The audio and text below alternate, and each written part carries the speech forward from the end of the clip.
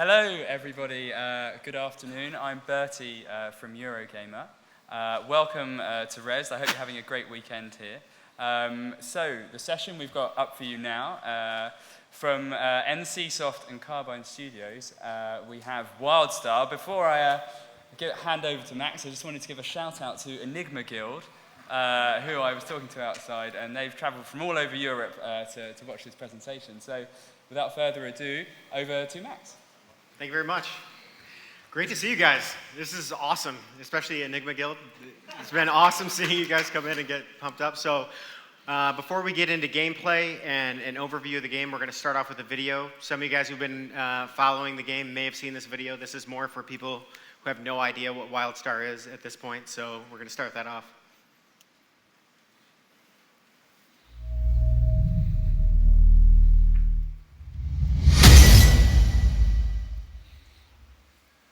Legend tells of the mysterious planet Nexus, once inhabited by the hyper-advanced Eldon, who disappeared from the galaxy long ago. Where is this lost world? What mysteries and wonders would be found there? And does it conceal ancient technologies and forbidden magic of awesome, unimaginable power? Guess what? You're gonna find out, Cupcake. Nexus has just been discovered, and things are about to get real. Welcome to WildStar. When someone finds the most legendary planet in the universe, you can be damn sure that everyone's saddling up their starship and blazing a trail to get there. On one side, you've got the Exiles, a motley crew of refugees, outlaws, and mercenaries. On the other, the Dominion, a powerful interstellar empire that prides itself on kicking ass. Throw in a bunch of the weirdest, wildest, and most ruthless races this side of the event horizon, and you've got an explosive cocktail just looking for someone to party with. You ready for a fight? Oh yeah. Face off against dangerous alien organisms, killer robots, and savage natives, using skill, movement, and some old-fashioned backbone to smash your enemies to smithereens. Whether your arsenal is big guns and bullets or supercharged magical spells, you'll be cracking skulls and making corpses in no time. Well, stakes not high enough for you? Then you and some of your most bloodthirsty friends should double down and buy a war plot. Then outfit it with enough firepower to blow a hole in the space-time continuum. When your death fortress is complete, go to war against your enemies and earn rewards so epic your head will explode like a supernova. Boom! Taming a hostile alien world ain't gonna be easy, so choose a path and start taking care of business. As a soldier, scientist, settler, or explorer, you'll be facing Nexus head-on with custom content and rewards that make it your kind of adventure.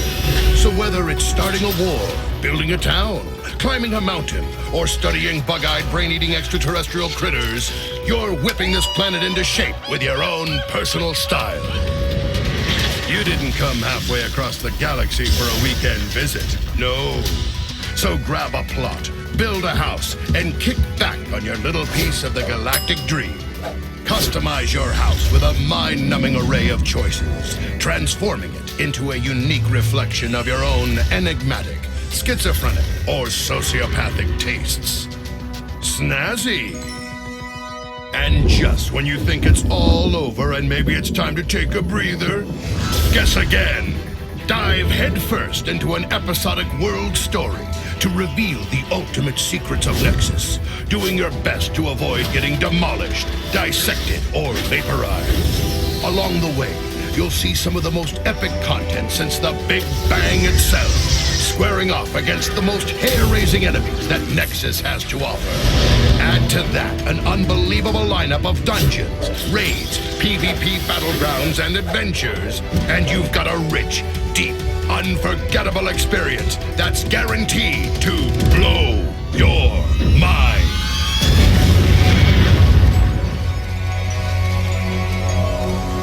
WildStar. Adventure is about to get an ass-kicking. All right. do you guys think of that? You got something going there?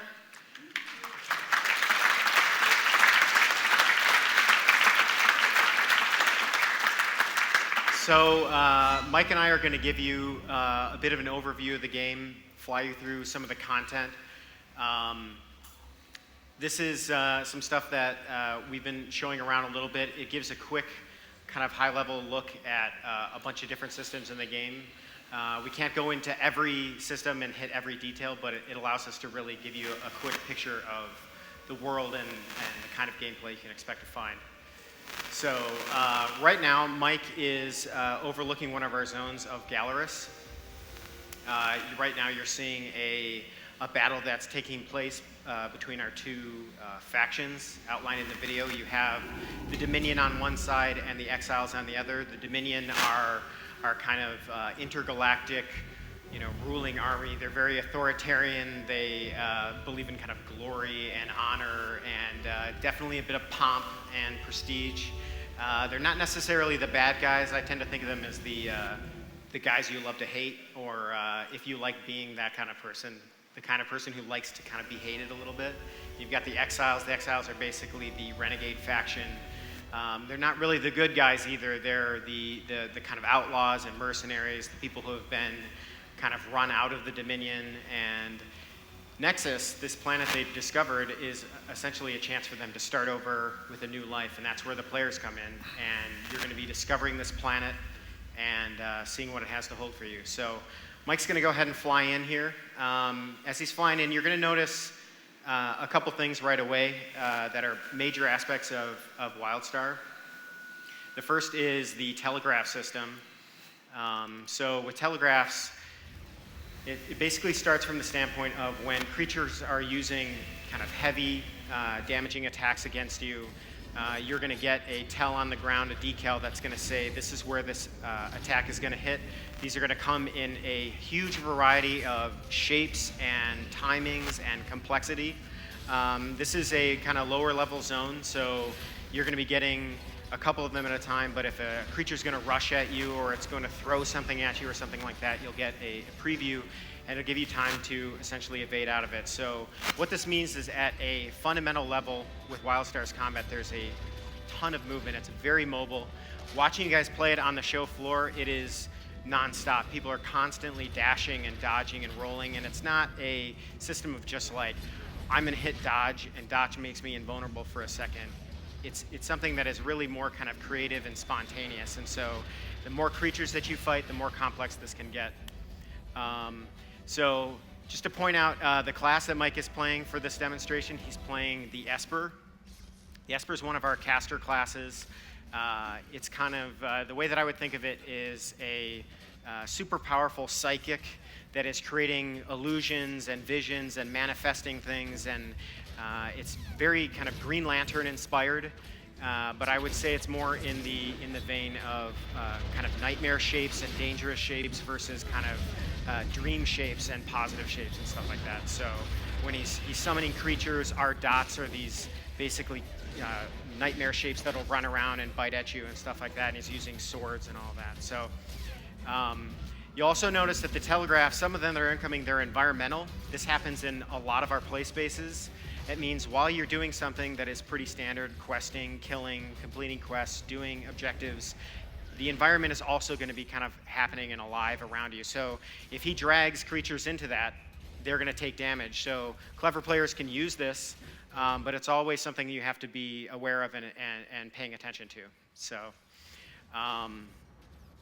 we want to fly to the next area here. So we're going to go to this next area, and it's going to highlight another system in the game. We're going to come back to combat a little bit. But this is our path system. Paths is a major thing that you're going to find in WildStar. It's something we're really excited about. Right now, Mike is cheated to basically turn himself into a scientist really quickly. Scientists get a little scanner bot, and he's going to use this to study and analyze the environment. So, for example, he's gotten a path scientist mission to study the plants of Gallerus. There's these crazy alien plants. And so when he's studying this plant, his mission has gone from study plant to, oh God, don't be eaten by this giant monster.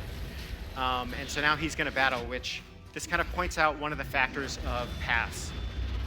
So the way that it works is when you create a character in WildStar, you are going to pick your faction, Exile or Dominion. You're going to pick your race based on the races in that faction. You're going to pick your class. Your class is your fighting style. It's the way that you're going to battle enemies. It's going to be, whether you want to be more of a healer, a DPS, what kind of style of character, look, feel that you want to have.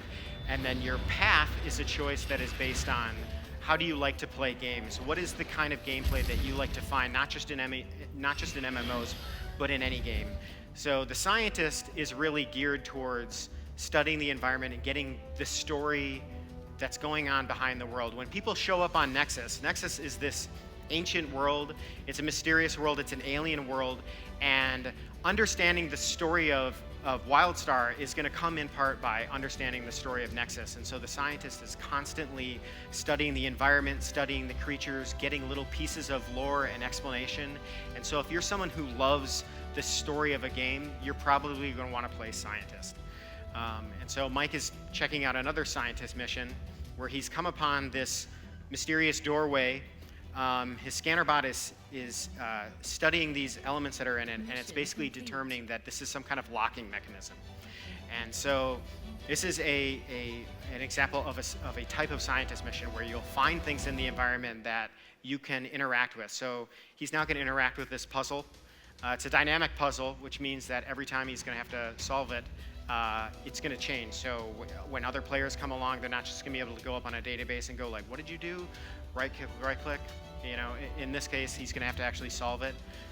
Downfall of that is Mike actually has to solve this now. So while Mike takes a shot at solving this, the other aspect of paths is that they are all over the map in terms of complexity and where they are in an environment. So when you're running around and questing, you will have quests, you will have story missions, you will have a ton of content that involves aspects that are found in each of the paths. So because you chose Explorer, it means that doesn't mean you will never get story. It means you will not just be all about fighting more the way, say, the soldier would be.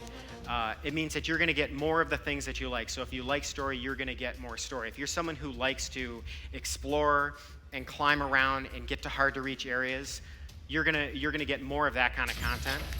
Nicely done. Mike, by the way, if you guys didn't know, former member of the band Five. Anybody? So Mike has now unlocked a hidden area. It's technological. He's gone in here, and if you were with a scientist and you're not a scientist, you now get access to this area that he's unlocked, which means if you help him out, you're going to be getting Path XP. If he can complete the mission, he's going to get Path XP. And so what he's finding in here is an advanced creature. This is more of a kind of mini-boss level creature. Mike is currently ridiculously overpowered for the sake of this demo, so it's going to make it look a little bit easy. It's something that we think is going to bring players together. So when you're running around in an area and you find something and it's too difficult for you to do, you give a shout out and be like, hey guys, check out this area that I've unlocked. And they can come in and participate with you. So he's also found this piece of technology. This is a character in the game called the Eldon Caretaker. It's essentially a sentient AI program that's been left running for a very long time, and it will explain little bits of lore to the player. Because he's a scientist, he's gotten some story unlocks. Did you grab the data cube? So he did interact with the data cube. Data cubes are something that, because he has unlocked this area, he's had access to another little bit of lore that players wouldn't have access to normally. So he's going to find out a little more of the story. That the data cubes are basically fully voice VO. They're essentially, if you were to find a USB drive left in a locker somewhere, you're going to get a little explanation from the Eldon, actually, that start to explain things that you are finding in the environment. So it's just another bit of lore. You will find these everywhere based on your path. Some explorers have access to certain areas. Some other paths will have access to certain areas. And if you want to find all of them, you will have to kind of play through the game a number of times and experience different paths. Mission unlocked. So Mike is going to fly now to a different area. He's flying through Gallerus. Our zones are pretty huge. and he's going to go into a new zone called Algarok. You're going to notice here as he goes from zone to zone, it's going to be seamless. We have built this game from the ground up to be a huge MMO, and one of the things that we are going for is as much as possible, a seamless world. The tools have been built from the ground up to support this scope of game. That means that we will have loading screens in the game. They're really meant to be kept at a minimum. Say if you're traveling from the planet's surface into space, or if you're going between major continents. But as he goes between this zone, you're going to notice that the theming of the zone changes. This is in one of the later areas in a zone called Algarok. Algarok is kind of a wild western kind of frontier zone, and it's filled with this mineral that characters and players in the zone will come and find. And in this section of the zone, they've been excavating this area trying to uncover this mineral, and they found this gigantic Eldon facility that is all underground. And in interacting with it, they've unlocked this monstrous robot called an Eldon Annihilator. It's a good example of the way that the game will work, where you're going through a zone, and you're going to be in a zone for a while as you're leveling, but the zone is constantly going to be changing themes. This is a concept of subzoning, where you're going to be going in an area. It's going to have a story and a lore that is kind of contained to the area, but every time you enter a subzone, you'll get different experiences. This kind of prevents the thing that'll tend to happen in MMOs, where you'll go into an area and you'll get that fatigue of just like, oh my God, I'm fighting the same creature over and over and over again. It allows you to constantly have different challenges, different things. There's also a feature that we're talking about here that is layered content, which is that when you go into an area, you're going to have some story quests and a couple quests that'll lead you around the map, but it's not where you go into a quest hub and I get half a dozen to a dozen quests, and I've now got a giant shopping list, and then I run out into an area, and I kind of beat through all these quests and objectives, and then I run back. The way that it works is you will be led through the zone in a loose manner, and then when you go into an area like this, there's things that are waiting for you to find. So as a scientist, there's tons of scientist objectives all around. All these creatures, these insane robots flying all over the place, all the insane technology and devices that you're finding, there's story behind all of it, and the scientist can come in while he's doing quests, and he's going to find little bits and pieces of everything. He will unlock challenges, things like that will constantly lead you around an area. And so it makes the questing less of a follow this map to this point and direct you around and complete all the objectives, and it allows you to kind of go in and explore and be much more immersed in the game. So we're going to fly now to another area. He's flying past one of the zones here, or one of the hubs here. This is a town called Gallo. If you'll notice, the vibe of the town it's brand new. The world is very frontier-like. Because of the discovery of the planet and this fresh territory, there's a bit of a gold rush quality to the game. It's a little bit Oregon Trail, where you're going to go in, you're going to be discovering things, people are going to be setting up towns and really trying to settle the area. And that leads us to our next path, which Mike is now going to cheat himself into, which is the Settler. The Settler is the kind of builder path. This means if you want to go in and kind of modify the world a little bit, you'll be able to build structures and find resources and build up and affect the world to a degree. And what this means is Mike is going to go in, he's going to get missions that say gather resources. He will find resources scattered everywhere in a zone, and then he can use these resources at different locations throughout these zones. So for example, he's got a quest NPC here that's going to say, if you bring me enough of these resources, I will. You'll be able to put in a structure here. This is similar to the scientist mission, that they can grow from very kind of simple things, cosmetic things. I'm going to go in and alter the town and put up signposts and put up little things that just change the feel of the zone over time.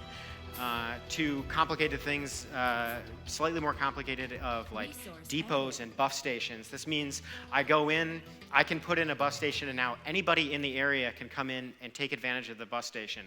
This has the effect of making the settler a little bit of the social class of the game, in that you can work together with other settlers to build these structures. So Mike has kind of used a cheat to complete this structure quickly, so you guys aren't having to wait for hours while this completes. And because he's completed this structure, it's unlocked this high-value quest giver. This means that if the quest giver wasn't there, there would be no access to it. And so now people, they're coming into this area. Settlers will tend to be like, guys, I just unlocked this quest, and then they're going to want to keep it up for other players to use. They're going to have to defend it in some cases, sometimes from NPCs, sometimes from the enemy faction. The other thing that he's unlocked is a rare vendor. In this case, it allows him to buy a higher quality shield. Shield is one of the kind of combat mechanics in the game, which we'll come back to. So the things that you can do in these areas, if you ever go into an area and you're like, why isn't there a flight path here? Or why isn't, I'm way off in the boonies. I want to be able to get back to where I was. You'll be able to do things and affect this in this way. You could put down a taxi path. You could put down a fast travel path, something that when you're grouping with people, you'll be able to put down almost like taxi fast travel mounts that you can put down and ride around in the zone for a little bit.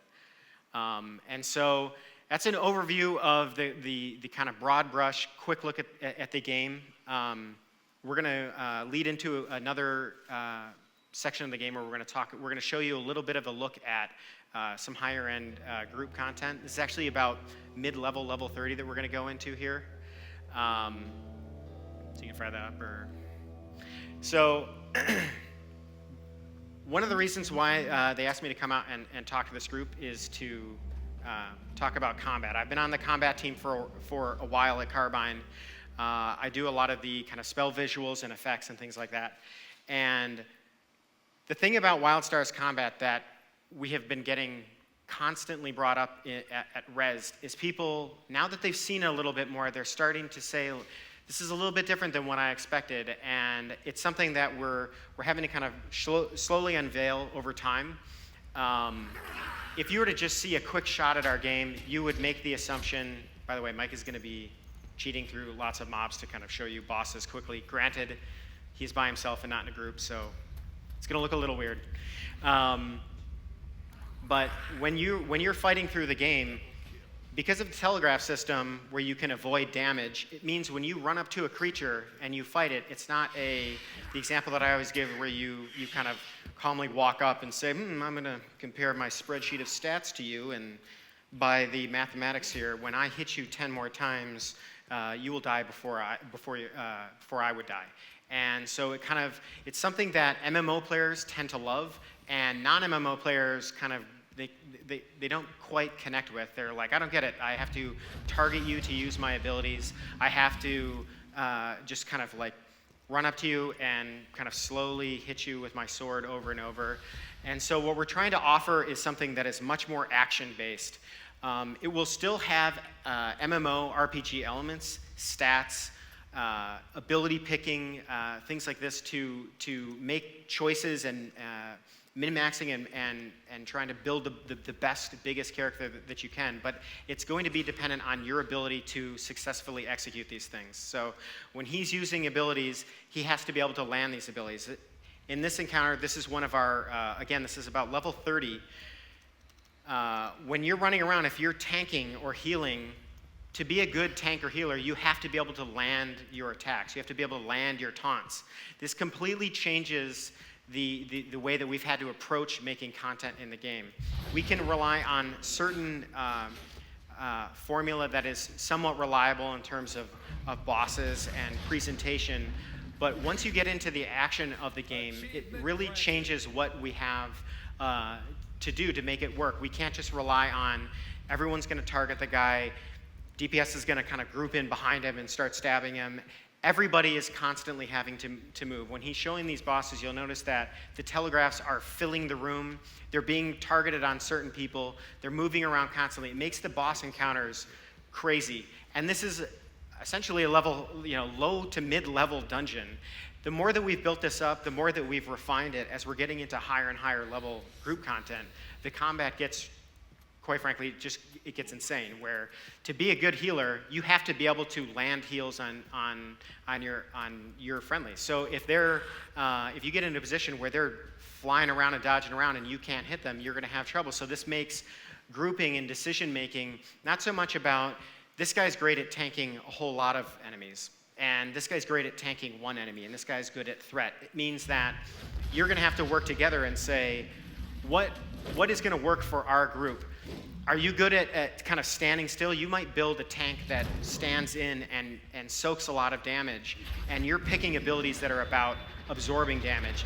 That means that the healer is able to heal you because you're standing much more stationary. He's still having to dodge attacks that are coming around the environment, but you are going to be reliably much more stationary. Or you could be a tank that says, I'm going to be much more mobile. I'm going to try to avoid damage as much as possible.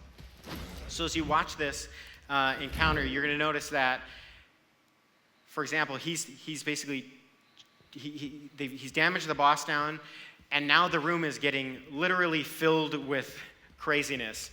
If he gets caught in these tornadoes, he's going to get flung into the air, and the group has to basically get to the creature, and they have to coordinate their CC to interrupt it. This is one of the systems that we haven't had much chance to outline yet. It's a system called Interrupt Armor, which basically means that when you're fighting a creature, a boss-level creature, rather than making bosses immune to all CC, we make it where you come in and you can actually coordinate your CC and land multiple CCs at once to interrupt creatures. We want to make crowd control as much a part of PvE encounters as they are in your standard gameplay. So then are you going to hit the last one? I'm going to go right to the end. Okay. And so we're going to get into some question and answer if you guys are interested in it. So far at this event, the questions have been amazing. I've been just blown away by the way that everybody thinks about it, the passion that has been on display. People who are crazy knowledgeable about every game, and they know every system that is present and the details of it. So if I can't get to all the questions here today, please, if you can, catch us on the show floor for the rest of the event. And definitely just keep following the game. We have a saying that we put out in some of our videos, which is that the devs are listening. This is, I promise you, a fact. Every time we put out a video, our team is constantly going through all of our forums, all of the comments and things from news articles, and listening all the time to what people are saying. There has been a ridiculous amount of feedback on the game that has been brilliant ideas that have swayed people in arguments a little bit. So it's something we love it when you guys have input on the game, and it's something that we really want to deliver on going forward, is that you guys are going to be participating in this game, and it's something that we are going to work together on to make something truly memorable. Yeah. Okay, microphones will come around. If you raise your hands if you have a question, and then if you get the microphone, if you could also stand up, that would be super duper. So if you have a question, please raise your hand. Okay, we'll start down here. Hi. In regards to the open zones that you sort of showed us, Yes. And the player housing, will the open zones be instanced, and will the player housing be instanced?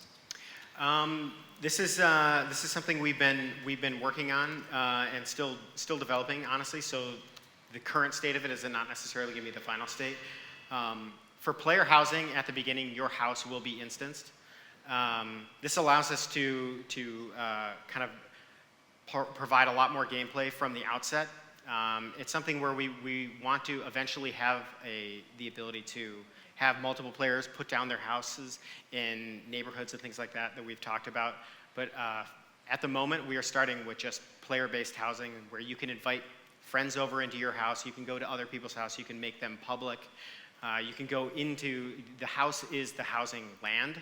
So you can go into the exterior of people's house. You can give people access to the interior of your house.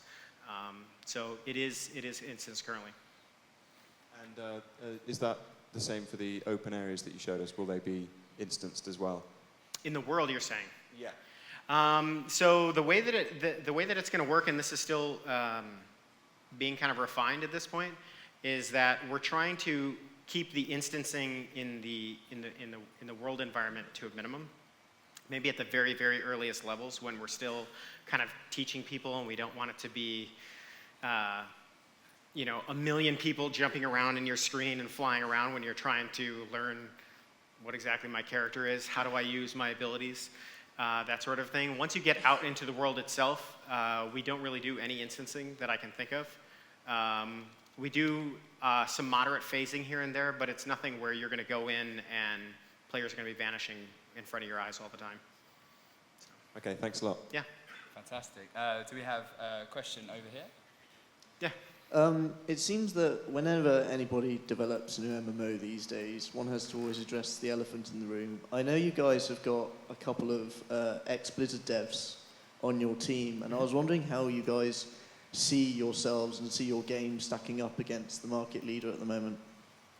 I think we see it stacking up very well. I mean, it's an obvious question, and it's something that, it would be presumptuous for anyone to get up and start to claim we are going to be better than this game and that game. There are a lot of amazing MMOs that are out there.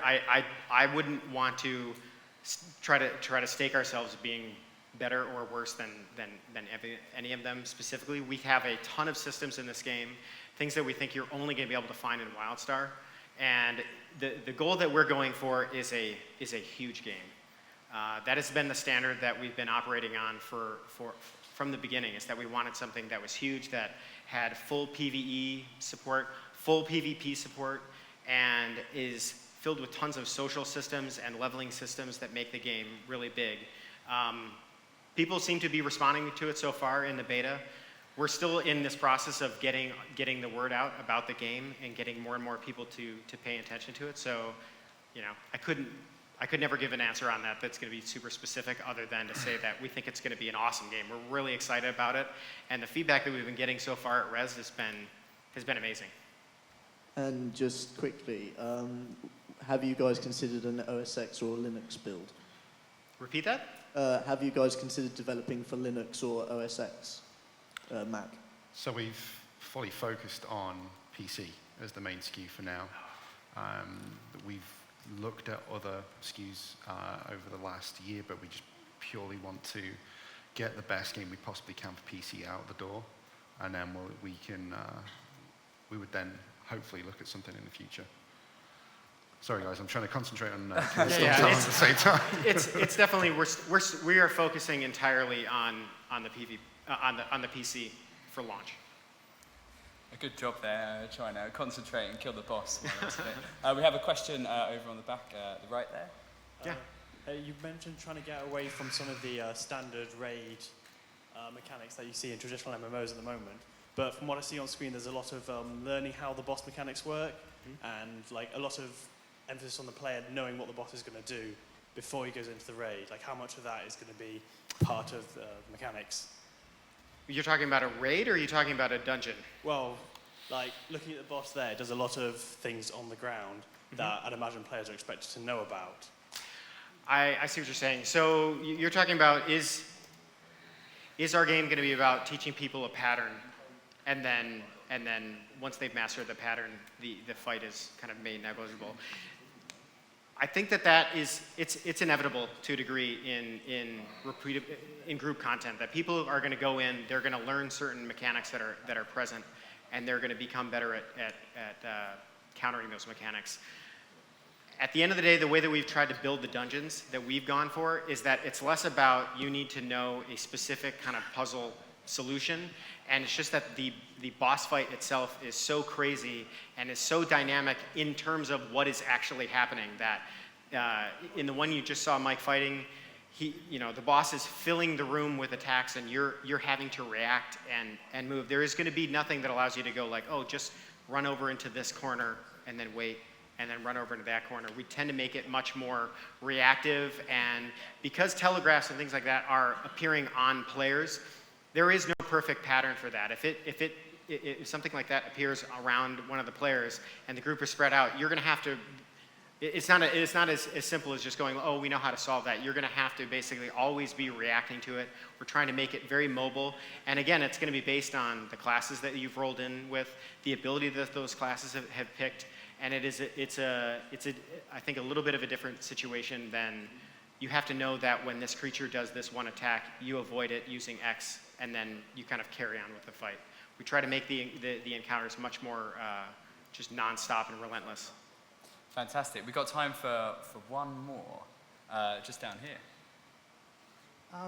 So in games like World of Warcraft in particular, in fact, when you use the looking for group tool and you queue as a DPS, you wait half an hour or an hour for the damn thing to pop.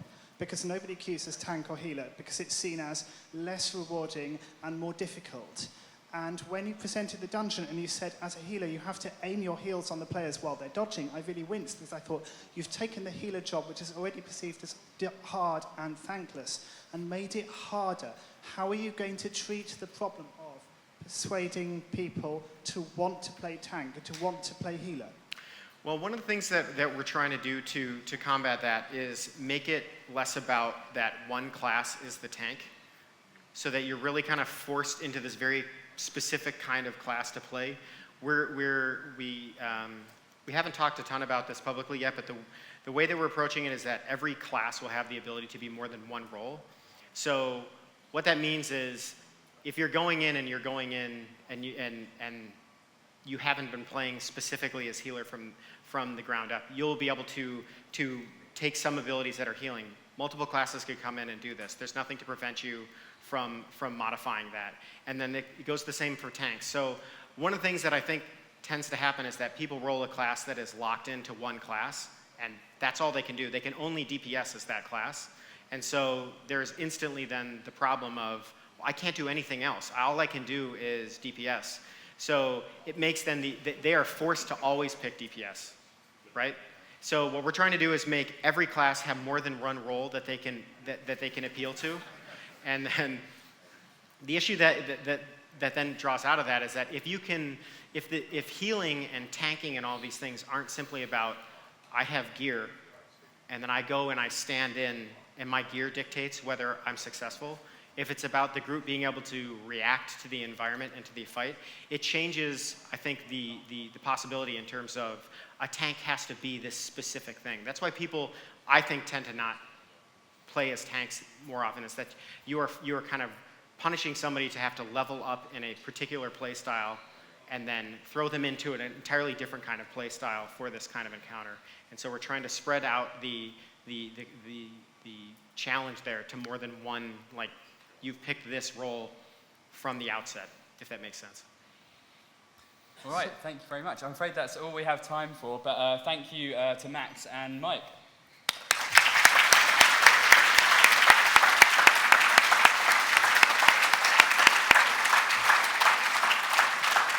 So up next, we have the results of yesterday's game jam and who's won that. If you'd like to come to that session, I'm afraid you're going to have to go outside and then come back in for queuing purposes. But thank you, and thanks again. Thank you. Nice job.